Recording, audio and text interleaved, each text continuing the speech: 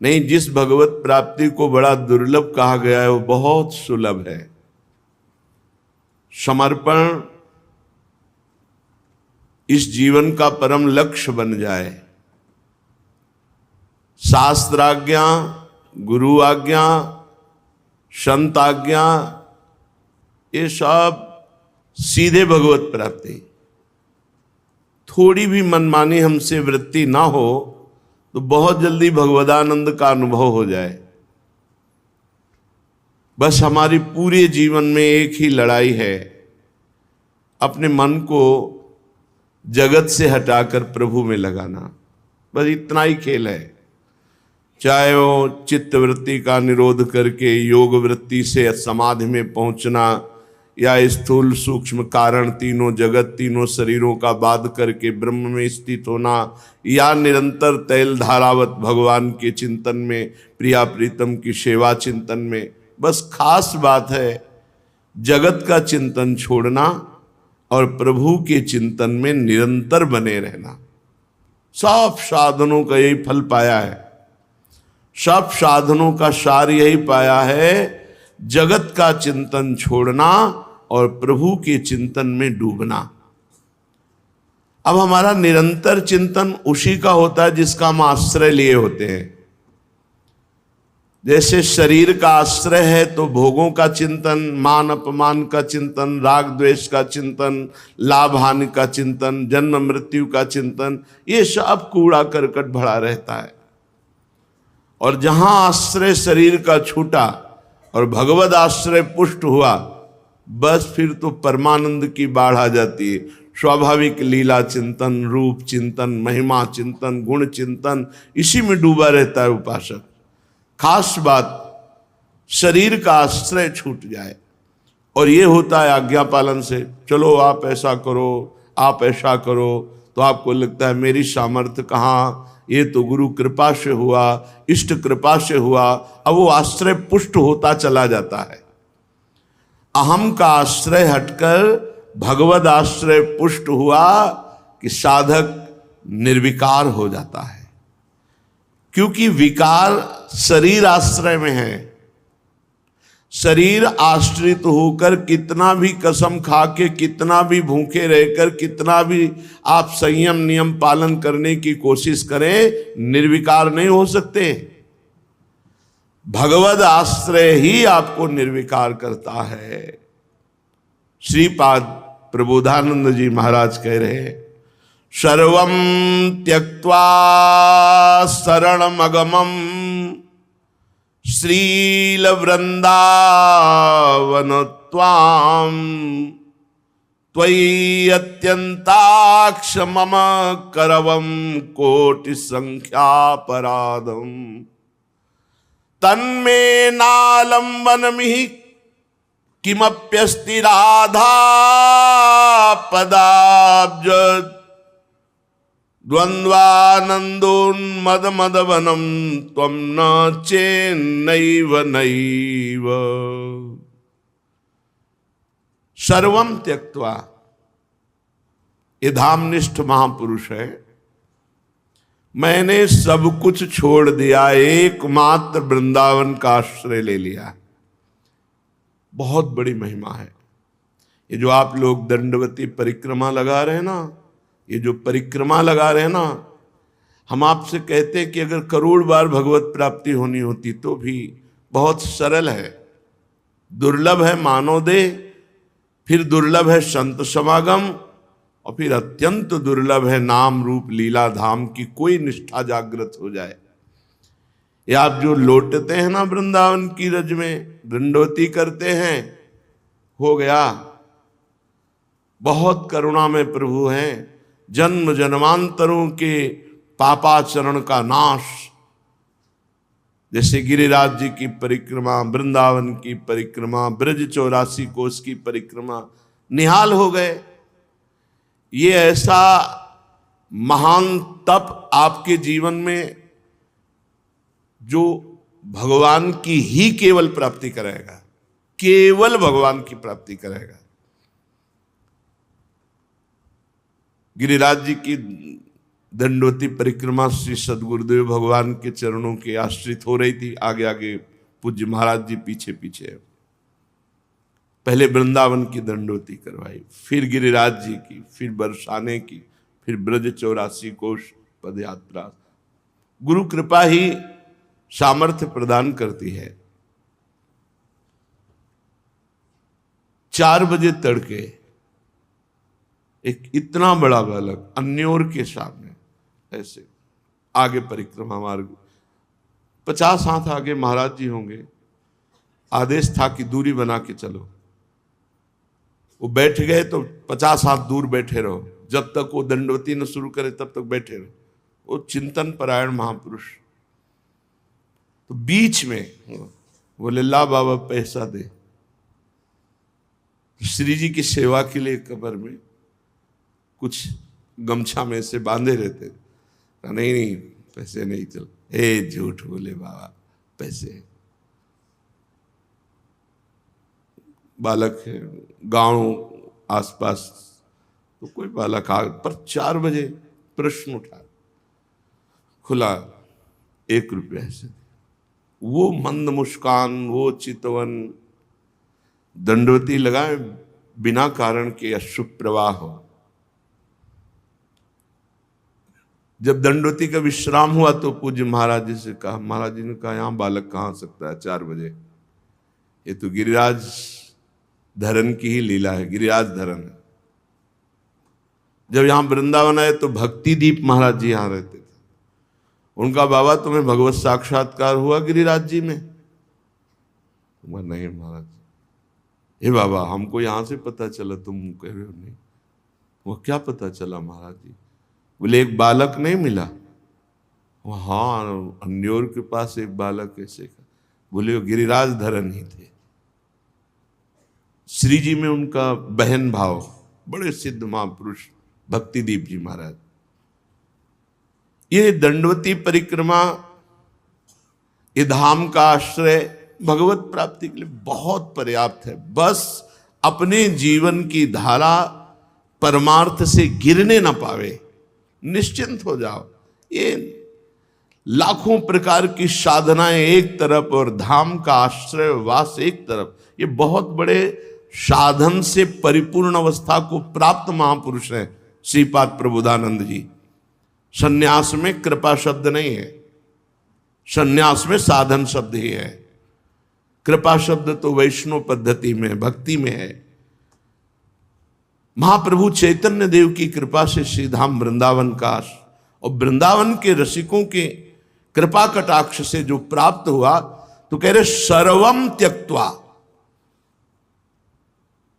सब कुछ छोड़ करके, शरण मगमम श्रील वृंदावनम त्वाम, मैंने अगम वृंदावन की शरण ली, जो बड़ा दुर्लभ है। आप लोगों को कृपा से प्राप्त हुआ है। तो आपको लगता है वृंदावन वास कोई कठिन है? अरे वृंदावन वास कठिन मेरी माई, रसिकों ने लिखा है, बहुत कठिन है वृंदावन वास। ये तो सहज हो गया, जैसे तैर कर जाना बड़े बड़े खतरनाक जल जंतुओं के बीच से, बड़ा कठिन, लेकिन सुदृढ़ जहाज मिल गया जल का तो बैठकर खेलते हुए पार हो गए। ऐसे हरिवंश प्रताप रूपी जहाज पर बैठ गए तो श्रीधाम वृंदावन का वास, उपासना, ये सब सहज हो गया। बहुत ध्यान देने योग्य बात, बिल्कुल विचलित नहीं होना। इसका मतलब ये नहीं कि प्रमाद स्थिति में मनमानी आचरण करना, बात को समझना है।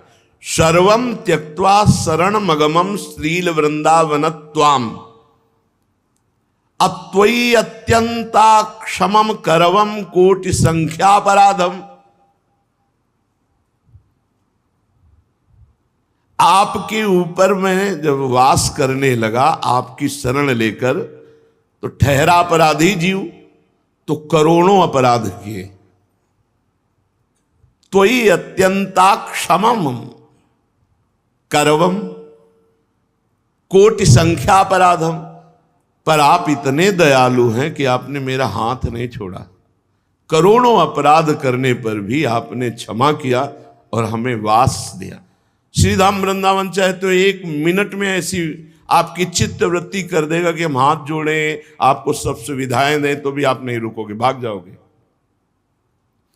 और श्रीधाम पकड़ लेना तो रोज आप अपमानित हो, कड़वे वचन सुनो, हर अव्यवस्था हो, तो भी आपके मन में नहीं आएगा कि मैं वृंदावन छोड़ दूं। यही लगेगा कि नहीं नहीं, यही वृंदावन वृंदावन। और ये आता भी नहीं है कि मैं वृंदावन वास करूं बिना श्री जी की कृपा के। श्री राधिका कृपा बिनु सबके मनन गम्य। अभी जब आ रहे थे तो एक भगत अपने भाव प्रस्तुत कर रहे थे कि मैं बार बार तो आ नहीं सकता, एक बार दर्शन किए और कोई जीवन तो हमें यहाँ बिताना नहीं। तो फिर हमें अच्छा नहीं लगा, फिर हम माइक लिया, हम कहा ए भाई, हमें जीवन भले यहाँ बिताने को ना मिले, लेकिन हम यही बोलेंगे कि मेरा जीवन यहाँ व्यतीत हो जाए। हम हर बार यहाँ आवे और हर बार यहाँ मांगे कि प्रभु भले हमें अखंड वास न दो, लेकिन जब मरे तो आपकी रज में मरे, इतनी कृपा कर दो। तो धाम में जो पधारता है धामी देख लेता है, धामी है श्यामा श्याम। अरे आकांक्षा नहीं होती, आकांक्षा ही नहीं हो सकती बिना किशोरी जी की कृपा के। सर्वम त्यक्त्वा शरणमगमम श्रील वृंदावन त्वाम। हे वृंदावन, सब कुछ छोड़कर हमने आपकी शरण ली, और हमारा स्वभाव है गलती कर देना। तो हमसे कोटि संख्या अपराध हम अगर गिने तो करोड़ों अपराध होंगे, पर आपने सब क्षमा किया। कैसे पता चला क्षमा कर दिया? क्योंकि मेरे हृदय में ये नहीं आया कि मैं वृंदावन छोड़ दूं। आपने मेरा कर पकड़ लिया, हाथ पकड़ लिया। तन्मे नालंबन में ही किमप्यस्ति राधा पदाब्ज द्वंद्वानंदोन्माद। और क्या कृपा कर दी? आपने सहारा दे दिया गोरे चरणारविंद का, और उन चरणारविंद से हमारे हृदय में बड़ा उन्माद प्रकट हुआ, प्रेमोन्माद। मदवनम त्वम ना चेन्नैव नैव। मैं बड़े आम में घूमता हूं हमारे माई श्यामा जी को राज, ये मस्ती। यद्यपि मैं अपराधी हूं, पर वृंदावन की कृपा से गोरे चरणारविंद की ठसक मिल गई, और मैं उसी उन्माद में, मदवनम, श्री वृंदावन में मद में उन्मत्त होकर राधा राधा राधा हमारे माई श्यामा जी को राज, मेरे प्राणनाथ श्री श्यामा। अब मुझे विश्वास है नाचे नैव नैव, आप कभी मुझे त्याग नहीं सकते। आप मेरी रक्षा करेंगे, आप मुझे बचाएंगे, आप मुझे प्रियालाल से मिला देंगे, ये पक्का विश्वास। मदगुण दोष विचारम विनैव वृंदावनम महाशक्ति। नित्योच्छृंखल करुणाद्यखिल गुणम माम ध्रुवम नयेत स्वपदम। सीधाम वृंदावन अपने अखंड वास करने वाले के गुण या दोष नहीं देखता, इसीलिए कह रहे हैं मद गुण दोष विचारम विनैव वृंदावनम महाशक्ति। बहुत आनंद के वचन है। मेरे गुण दोष पर वृंदावन ध्यान नहीं देता, अपनी महाशक्ति से मुझ उच्छृंखल पर करुणा करके अखिल गुण युक्त करके श्री जी की सेवा में पहुंचा दिया। नित्योच्छृंखल करुणाद्यखिल गुणम माम ध्रुवम नयेत स्वपदम। स्वपदम श्री प्यारी जी की सेवा, हमारा स्वपद है श्री लाडली लाल की युगल सेवा, सहचरी पद, ये स्वपद है। जो श्रीधाम वृंदावन का अखंड वास ले लेता है, ये अखंड वास वाले के लिए, तो वृंदावन उसके गुण दोष पर विचार ना करके महाशक्ति अपनी सामर्थ्य से, यद्यपि वो उच्छृंखल स्वभाव का है, तो भी करुणा करके अखिल गुण संपन्न श्री श्यामा श्याम की सेवा की योग्यता प्रदान कर देता है। धन्यम वृंदावनम। श्री वृंदावन वर्तिनी यत्र क्वचनापि सापराधस्य राधा कृष्ण द्रोहिण उरुतर नरकात् कदापि नोद्धारः।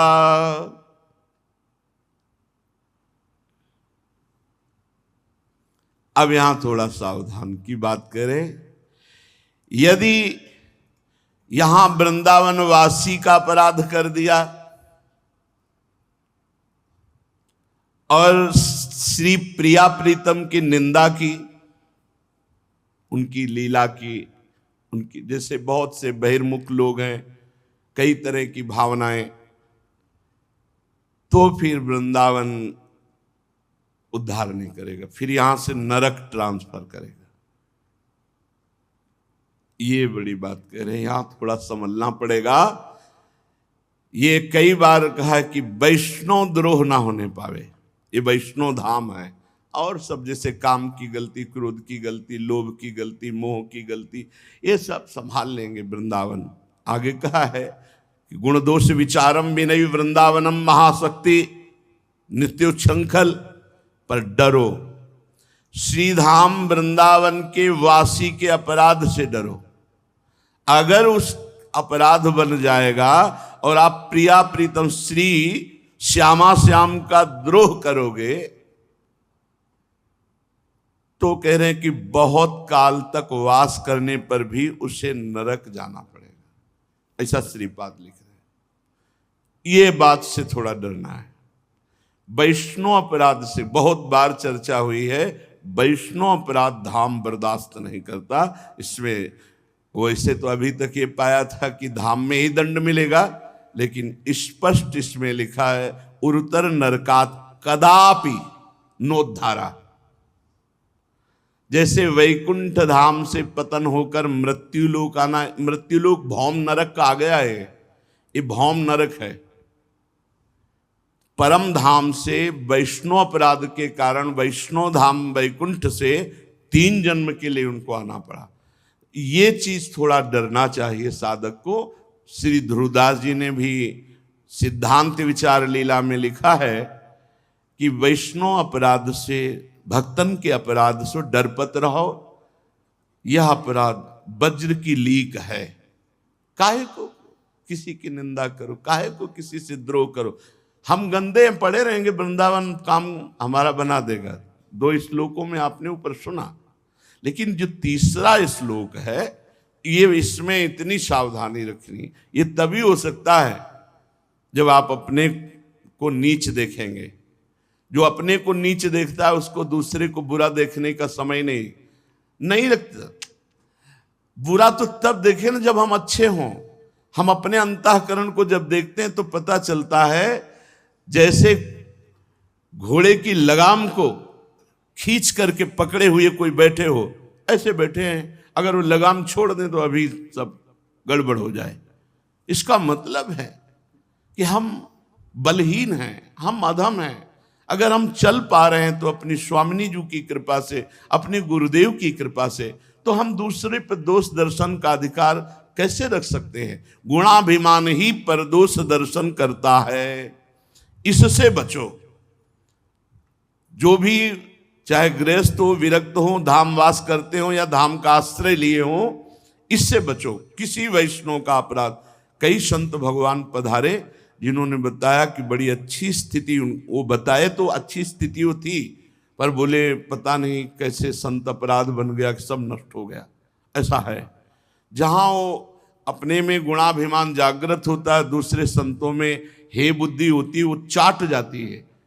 भगवान से मनाए कि कभी हमसे वैष्णव अपराध न बने।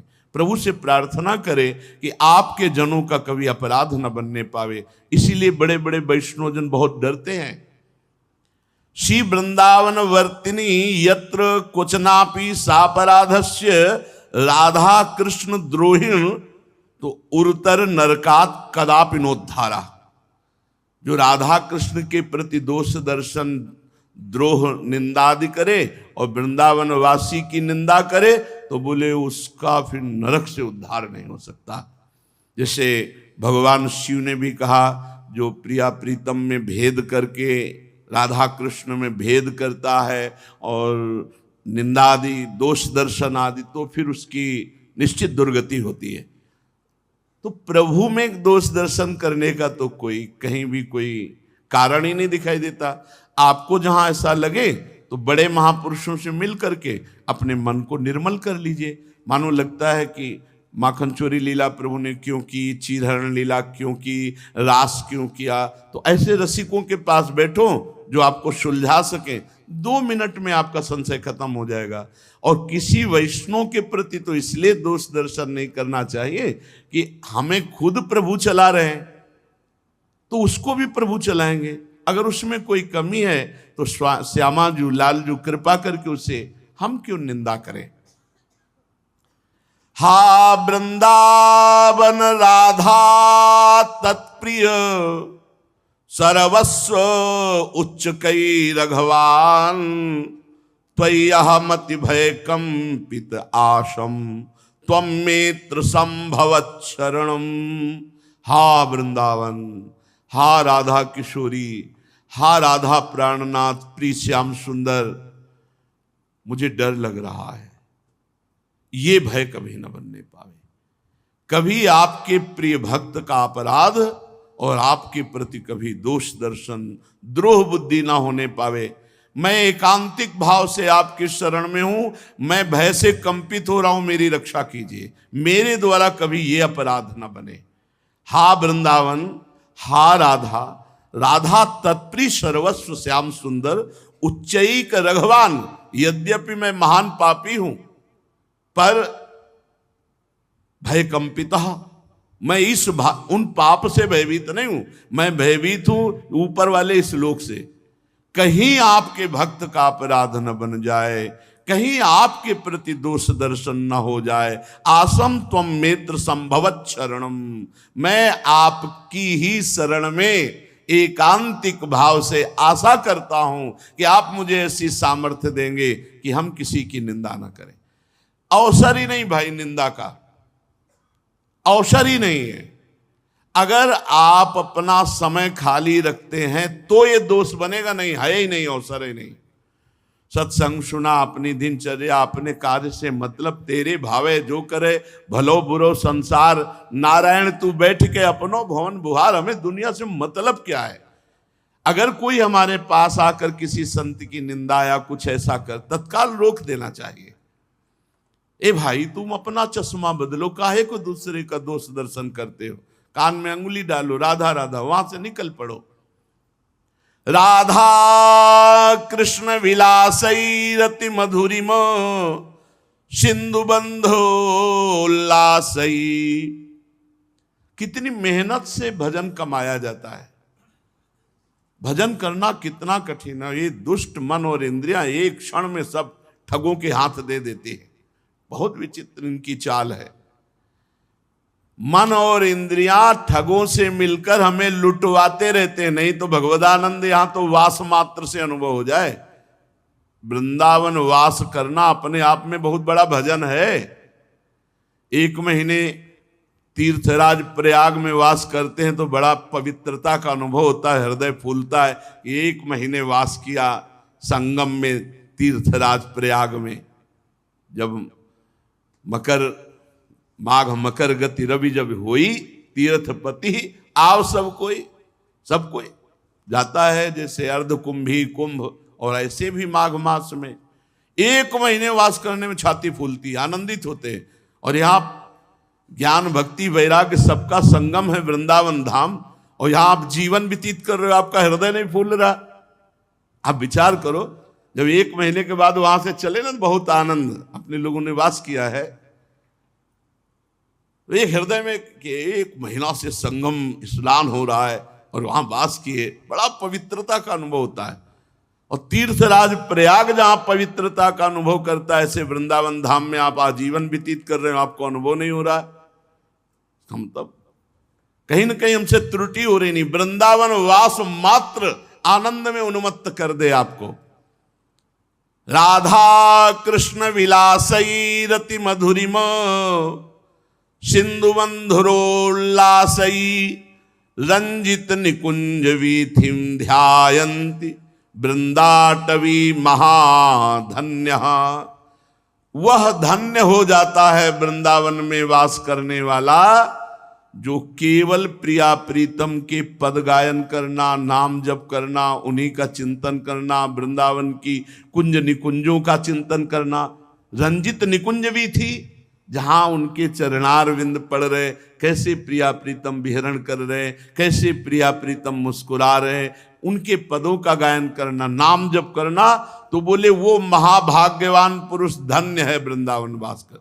किसी से मतलब नहीं, ना काहू सो बोली वो, ना कोई व्यवहार, अपनी कुंवरी किशोरी को जियत निहार निहार। मतलब नहीं किसी से, वृंदावन ऐसे रहे मनो चिन्हारो नाहि, किसी से कोई मतलब नहीं। राधे श्याम राधे श्याम, बस जो जो कर रहा है प्रिया जो जाने, लाल जो जाने, हमें तो जैसे चला रहे हम वैसे चल रहे, नेत्र नीचे किए हुए, अपनी कुटिया से जहां आए सत्संग सुना, वाणी पाठ किया, नेत्र नीचे किए, अपनी कुटिया में चले गए, किसी की कोई बात नहीं।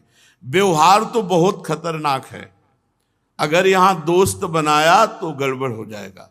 रास्ते में चल रहे हैं बातें कर, वो अमुक की अमुक की अमुक की, अब वो निंदा स्तुति वैष्णव अपराध में आ जाएगा।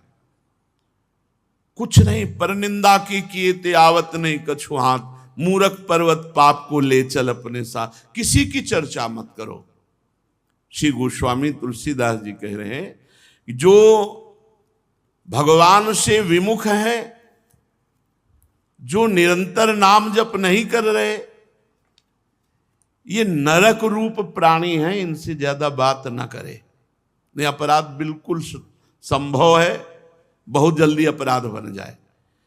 ते नर नरक रूप जीवित जग, भव भंजन पद विमुख अभागी, निशिवासर रुचि पाप असुचि मन, खलमति मलिन निगम पथ त्यागी। नहीं सत्संग भजन नहीं हरि को, श्रवण न राम कथा अनुरागी। बस सुत बितदार भवन ममता निशि, सोवत अति न कबहु मति जागी। किनका संग नहीं करना? बोले वो अभागी मनुष्य नरक रूप हैं, मतलब उनका संग, उनके पास बैठना, उनके साथ भोजन करना, मानो नरक जाने का रास्ता तय करना है। कैसे लोगों का संग ना करे? बोले जो भवभय भंजन भगवान श्री हरि के चरणों से विमुख हैं, रात दिन दूसरों से सुख लेने का चिंतन करना ही पाप वृत्ति है। दूसरों से सुख भोगने की इच्छा। बोले जिनका स्वभाव दिन रात पाप में ही लगा रहता है मन। अगर संत समागम भी हो रहा है, धाम में भी है, तो उनकी वृत्ति केवल पापाचरण में है। इसीलिए श्रीपाद ने कहा है उनको नरक। ऐसा नहीं कि तुम वृंदावन में पापाचरण करोगे तो वृंदावन धाम तुम्हें स्वीकार कर लेगा। कुछ सीमाएं हैं। हमारी इच्छा नहीं है, पर स्वाभाविक ऐसा बुरा स्वभाव कई जन्मों का है जो हमसे गंदे आचरण करा देता है। वृंदावन माफ कर देगा, हमारी गलती है, वृंदावन माफ। हम दूसरों को कष्ट दें, दूसरों से द्रोह करें, दूसरों की निंदा करें, अपराध करें, ये नहीं क्षमा करेगा। हमारी गलती है, वो क्षमा कर देगा। जिनका मन अशुद्ध है, दुष्ट बुद्धि है, भगवत मार्ग को छोड़े हुए हैं, ना कभी सत्संग करते हैं, ना भगवत भजन करते हैं। अगर भगवान की कथा भी हो रही है तो वहां भी इसी विचार से जाते हैं, दोष दर्शन की बुद्धि से। श्रवण न राम कथा अनुरागी, और उनके हृदय में बस स्त्री आसक्ति, धन की आसक्ति, पुत्र की आसक्ति, कैसे इनको सुख पहुंचावे, ऐसे मोह ममता में आसक्त अचेत सोते हुए, जो मैं मेरे की डोरी में बंधे हुए अज्ञान में, ऐसे लोगों का संग नहीं करना चाहिए। तुलसीदास हरिनाम सुधा तज, सठ हठ पियत विषय विष मांगी, सूकर श्वान श्रगाल सरिस जन, जनमत जगत जनन दुख लागी। श्री गोस्वामी तुलसीदास जी कह रहे हैं ये दुष्ट स्वभाव वाले भगवान नाम रूपी अमृत का पान नहीं करते। ये अमृत को छोड़कर, नाम रूपी अमृत को छोड़कर ये विषय रूपी जहर लूट लूट कर खाते हैं। इनसे सुअर अच्छे, कुत्ता अच्छे, गीदड़ अच्छे। क्यों? ये अपने निकृष्ट योनियों को भोग कर मानव देह की तरफ बढ़ रहे हैं, और ये मानव देह धारण करके अपनी मां को व्यर्थ में दुख दिया, 9 महीने गर्भ में रहे, जन्मे, और ऐसे पापाचरण किए कि पितरों को भी नरक ले गए। ऐसे दुष्ट संग का त्याग कर दे। अगर हमें कभी दुष्ट संग मिले भी जो भगवद विमुख है, तो पहला कार्य करना मन से प्रणाम करना और फिर दूरी बना लेना। मन से इसलिए प्रणाम करना क्योंकि आचार्य का आदेश है, ये क्रूरापि पापिनो न च सताम संभाष्य दृश्यासे सर्वानुवस्तुतया निरीक्ष परम स्वाराध्य बुद्धिर्मम। उनमें भी मेरे राधा वल्लभ लाल हैं, उनको प्रणाम, जे ही प्रणाम करोगे तो अब आप उनसे दूरी बना लो, उनकी निंदा भी मत करो, तो कोई अपराध आपके ऊपर लागू नहीं हो पाएगा। नहीं, ऐसे लोगों की भी निंदा करना हमारे अंतःकरण में मलिनता पैदा कर देगा, क्योंकि कहीं ना कहीं हम उनका चिंतन करने लगेंगे और चिंतन हमारा मलिन हो जाएगा। मलिन चिंतन मलिन कर देता है। चलते हैं श्रीमद् भागवत महापुराण, जिसमें भगवान के अवतार श्री पृथु जी महाराज अपनी प्रजा को उपदेश किए। कल आपने श्रवण किया, अपनी प्रजा को महाराज पृथु जी ने कहा कि सबसे पहली बात किसी पर दोष दर्शन नहीं करना। वही देखो, हर जगह परमार्थ की जहां सावधानी की वार्ता है, वहां कोई ऋषि बोले या कोई भक्त बोले या भगवान बोले, शास्त्र बोले, एक ही बात है। ध्यान दीजिए, कल की चर्चा में था कि महाराज पृथु ने अपनी प्रजा को कहा, मैं हाथ जोड़कर निवेदन करता हूं, यदि आप बात मानेंगे तो आप हमारे ऊपर बड़ी कृपा करेंगे, बड़ा अनुग्रह करेंगे। पहली बात यह कि आप किसी पर दोष दर्शन ना करें। दूसरी बात, हृदय में निरंतर भगवान का नाम जप करें। तीसरी बात, जो भी कर्तव्य कर्म करते हैं भगवान को समर्पित कर दीजिए। इससे सर्वलोक महेश्वर भगवान प्रसन्न हो जाएंगे, भगवत प्राप्ति आपको हो जाएगी।